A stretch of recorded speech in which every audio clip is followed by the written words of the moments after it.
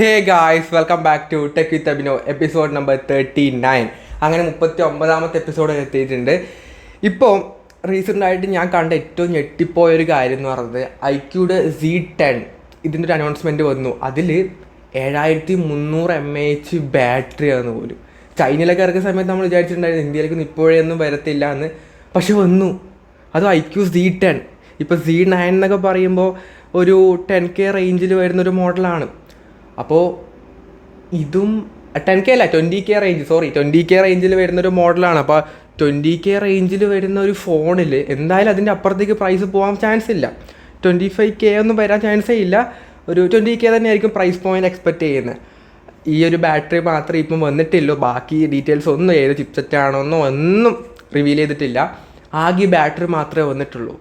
എന്നാലും 7300 mAh എന്നൊക്കെ പറയുമ്പോൾ ഓൾറെഡി ഒരു 6000 mAh ഉണ്ടെങ്കിൽ തന്നെ ഒരു ദിവസം സ്മൂത്തായിട്ട് പോകും. അപ്പോൾ 7300 എന്നൊക്കെ പറയുമ്പോൾ 2 ദിവസത്തേക്കടി വന്ന് ബാറ്ററി ഇപ്പോൾ 8000 ഇപ്പോൾ അടുത്തെത്തും. ഇപ്പോൾ 7300 ഇപ്പോൾ എത്തിക്കഴിഞ്ഞു. ഇനിയിപ്പോൾ 8000 അടുത്ത് തന്നെ വരും. സോ ബാറ്ററി ബാക്കപ്പിൻ്റെ കാര്യത്തിൽ ആൻഡ്രോയിഡ് ഫോൺസ് വേറെ ലെവലായിക്കൊണ്ടേ ഇരിക്കുകയാണ് ഡേ ബൈ ഡേ ആയിട്ട്, അല്ലേ?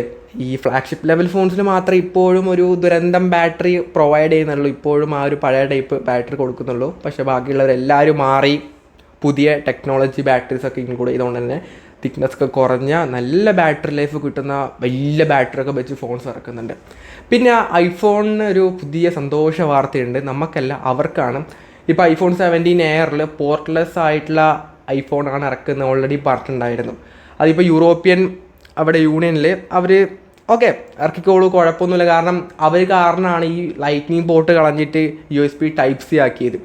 അപ്പം അവരുടെ ഭാഗത്തു നിന്നുള്ളൊരു ഇത് ഓക്കെ കിട്ടിയോണ്ട് തന്നെ എന്തായാലും അടുത്തുള്ള iPhone 17 എയറിൽ ഏറ്റവും സ്ലിമ്മസ്റ്റ് ആയിട്ടുള്ള ഐഫോണാണ് 17 എയർ എന്ന് പറയുമ്പോൾ. അപ്പോൾ അതിൽ പോർട്ട് ഉണ്ടാവില്ല എന്നുള്ളത് കൺഫേം ആയി. ഈ ഒരു ന്യൂസ് വന്നതോടുകൂടി തന്നെ ആ കാര്യത്തിലൊരു കൺഫർമേഷൻ കിട്ടിയിട്ടുണ്ട്. പിന്നീട് പോക്കോയുടെ F7 സീരീസ് ഒഫീഷ്യലായിട്ട് തന്നെ അതിൻ്റെ ഡിസൈനും കാര്യങ്ങളൊക്കെ തന്നെ പുറത്തു വിട്ടിട്ടുണ്ട്.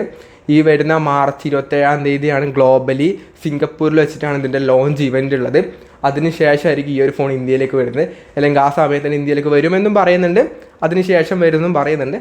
അതറിയത്തില്ല, വരുന്ന സമയത്ത് കാണാം. ഡിസൈൻ വൈസ് ഇതാണ് ഡിസൈൻ.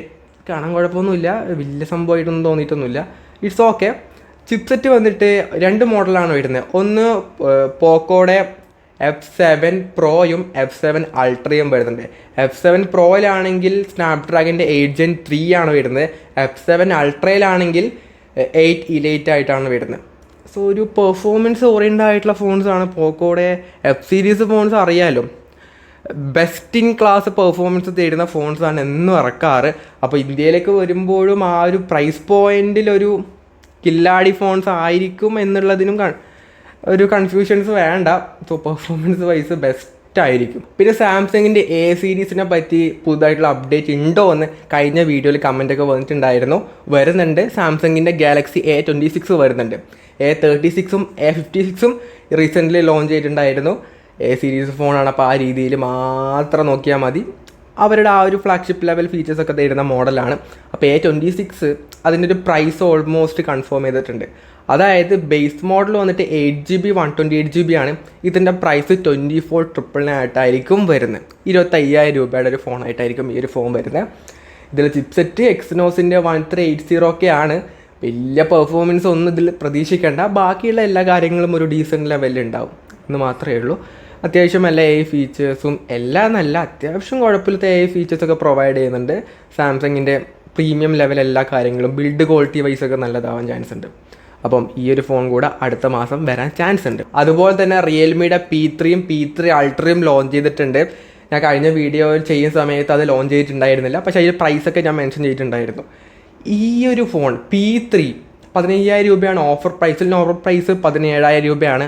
ആ ഒരു പ്രൈസിലെ ബെസ്റ്റ് ഫോണാട്ടോ.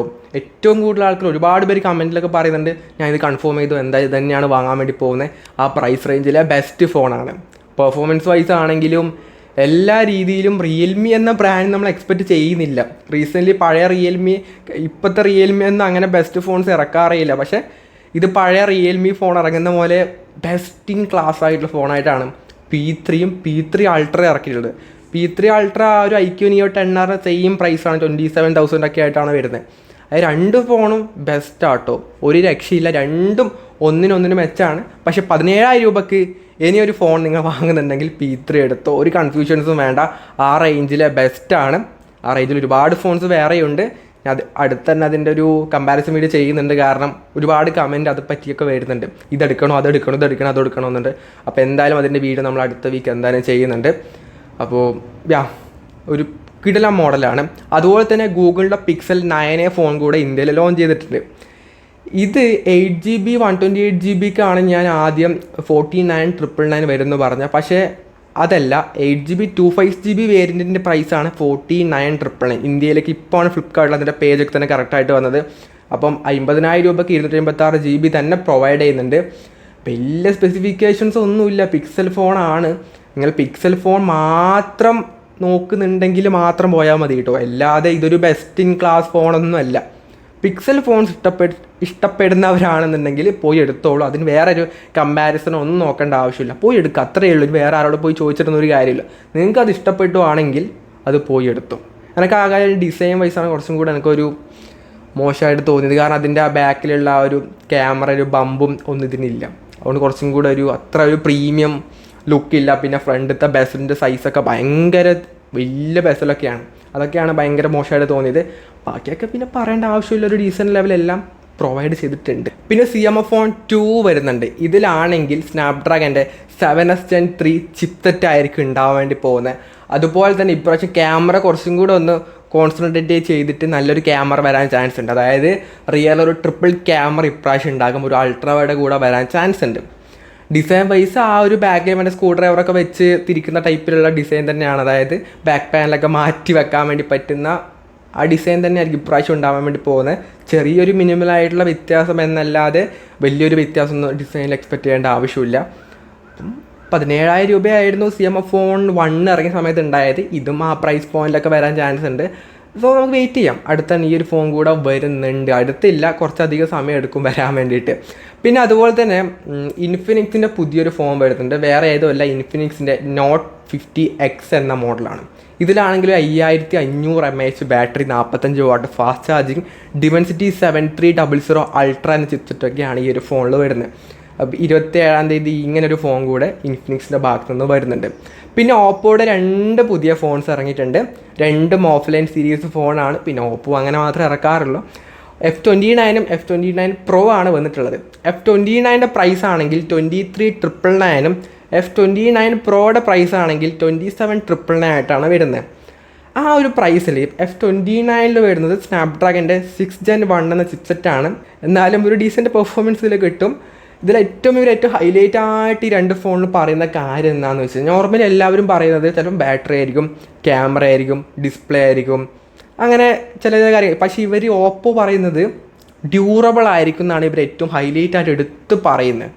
ഈ ഫോണൊക്കെ വാങ്ങിച്ചു കഴിഞ്ഞാൽ ആരെങ്കിലും നിലത്തിട്ട് പൊട്ടിക്കാനാണോടെ ഈ ഫോൺ വാങ്ങുന്നത്? അല്ലേ? ഡ്യൂറബിളിൻ്റെ ഒരു ഹൈലൈറ്റ് ആയിട്ട് എടുത്ത് പറയേണ്ട ഒരു കാര്യമായിട്ട് എനിക്ക് തോന്നുന്നേ ഇല്ല. അതൊക്കെ ഒരു മെയിൻ കോമൺ ആയിട്ട് വേണ്ട സംഭവം മാത്രമാണ്, അല്ലാതെ അതൊന്നും ഒരു ഹൈലൈറ്റ് ആയിട്ട് പറയേണ്ട എന്ത് ആവശ്യമുള്ള. എല്ലാവരും കേസൊക്കെ ഇട്ട് നല്ല രീതിയിൽ തന്നെയാണ് യൂസ് ചെയ്യുന്നത്. അതുകൊണ്ട് ഈ ഡ്യൂറബിലിറ്റി ഒന്നും പറയേണ്ട ആവശ്യമില്ല. IP69 റേറ്റിംഗ് 2 ഫോണിലും വരുന്നുണ്ട്. ഈ F29 6500 mAh ബാറ്ററി വരുന്നുണ്ട്, 45 വാട്ട് ഫാസ്റ്റ് ചാർജിങ് ഒക്കെ തന്നെ പ്രൊവൈഡ് ചെയ്യുന്നുണ്ട്. F29 Proയിലാണെങ്കിൽ 6000 mAh battery, 50 what fast charging ഉണ്ട്. Dimensity 7300 ആണ്. 28,000 രൂപയുടെ ഫോണിലൊക്കെ വരുന്നത്. മനസ്സിലായല്ലോ പെർഫോമൻസ് എത്ര പോരെയുള്ളൂ. ഈ സെയിം ചിപ്സെറ്റാണ് 14,000 രൂപയുടെ ഒക്കെ വിവോയുടെ ഫോണിലൊക്കെ വരുന്നത്. വിവോ ഒരുപാട് ബെറ്റർ ആട്ടോ ഓപ്പോ ആയിട്ട് കമ്പയർ ചെയ്യുമ്പോൾ. പണ്ടൊക്കെ ഒരുപോലെ അണ്ണൻ തമ്പി ഉണ്ടായ ബ്രാൻഡായിരുന്നു. ഇപ്പോൾ ആണ് വിവോ ഒന്ന് അവരിൽ നിന്ന് മാറി പിടിച്ചത്. അല്ലെങ്കിൽ രണ്ടുപേരും ഒരുപോലെ ആയിരുന്നു ഉണ്ടായത്. ഇപ്പം വിവോ നന്നായിട്ട് വന്നു. ഓപ്പോ ഇപ്പോഴും അവിടെ ഇങ്ങനെ ഡ്യൂറബിലിറ്റിയും പറഞ്ഞുകൊണ്ടിരിക്കുകയാണ്. കാര്യമൊന്നുമില്ല. പക്ഷേ ഓഫ്ലൈനിൽ ഏറ്റവും കൂടുതൽ ആൾക്കാർ ഇനി വാങ്ങാൻ വേണ്ടി പോകുന്ന ഫോണും ഇതാവാൻ ചാൻസ് ഉണ്ട്. കാരണം ബ്രെയിൻ വാഷ് ചെയ്ത് വാങ്ങിപ്പിക്കൂടെ, അതാണ് മെയിൻ റീസൺ എന്ന് പറഞ്ഞത്. അവർക്ക് ഈ സംഭവം ഒന്നും അറിയത്തില്ല. അവർ ആ ഒരു ഫോണിൻ്റെയും റിവ്യൂസ് ഒന്നും നോക്കാതെ പെട്ടെന്ന് പോയിട്ടൊരു ഫോൺ വേണമെന്ന് പറഞ്ഞിട്ട് വാങ്ങുമ്പോൾ ഇങ്ങനത്തെ കാര്യങ്ങളൊക്കെ അതിലുണ്ട്. ചിപ്സെറ്റ് ഏതാണെന്നൊരു നോർമലായിട്ടുള്ള ഒരാൾക്കൊന്നും അറിയാൻ വേണ്ടി പോകുന്നില്ല. വെറുതെ ക്യാമറ നോക്കും, കൊള്ളാലോ, അതൊക്കെ ഉണ്ട്, നല്ലതാണ്, ബാറ്ററി ഉണ്ട്, ഓക്കെ എടുക്കാമെന്ന് പറഞ്ഞ് എടുക്കുന്നതല്ലാതെ വേറൊന്നും അവർ നോക്കത്തൊന്നുമില്ല. അപ്പോൾ ഇത്രയും കാര്യങ്ങളാണ് ഇന്നത്തെ ടെക് അപ്ഡേറ്റിൽ പറയാനുള്ളത്. വേറെ ഏതെങ്കിലും കോണ്ടൊക്കെ ആഡ് ചെയ്യണമെന്നുണ്ടെങ്കിൽ എന്തായാലും കമൻറ്റ് ചെയ്യാം. വീഡിയോ പറ്റിയ ഒപ്പീനിയൻ എന്തായാലും കമൻറ്റ് ചെയ്യാം കേട്ടോ. അപ്പം വീഡിയോ ഇഷ്ടപ്പെടുവാണെങ്കിൽ ലൈക്ക് ചെയ്യുക, സബ്സ്ക്രൈബ് ചെയ്യുക, എല്ലാം ചെയ്തോളൂ. ഈ ഒരു വീഡിയോ യൂസ്ഫുൾ ആണെങ്കിൽ ലൈക്ക് ചെയ്യുക, ഷെയർ ചെയ്യുക, സബ്സ്ക്രൈബ് ചെയ്യുക. സോ ഇറ്റ്സ് ഫണ്ട് സൈനിങ് ഓഫ്. ബൈ.